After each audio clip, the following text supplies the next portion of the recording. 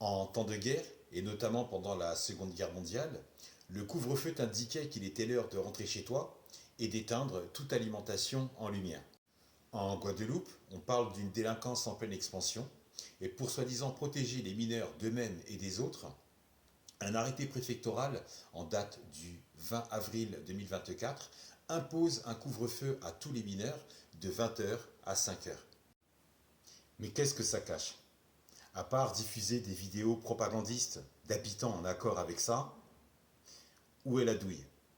Depuis février-mars 2024, les planteurs de canne se soulèvent car ils sont administrés par une loi des années 1960 qui leur impose de vendre de la canne à perte à des grands propriétaires qui détiennent la majeure partie de toutes les romeries en Guadeloupe.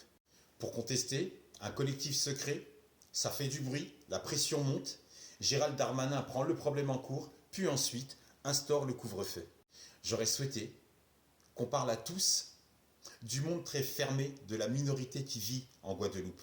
J'aurais souhaité aussi qu'on parle à tous du monde très fermé de la minorité qui vit en Martinique, c'est-à-dire 1% de la population qui possède plus de 90% de tout ce qui se trouve en Martinique et en Guadeloupe, en dehors de leur immense richesse et d'un arbre généalogique qui retrace leur appartenance directe à des colons esclavagistes du XVIIe et XVIIIe siècle, et de ne se reproduire qu'en fonction du préjugé d'une pseudo-pureté raciale, bien évidemment dans le cadre légal du mariage et de leur consanguinité.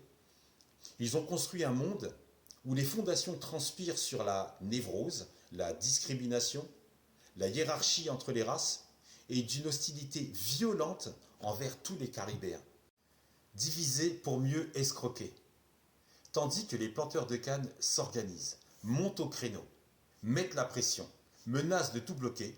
Subitement, le gouvernement français s'intéresse à la jeunesse guadeloupéenne. Il s'y intéresse tellement que ça se solde par un couvre-feu. Curieuse façon de témoigner de l'intérêt pour un peuple.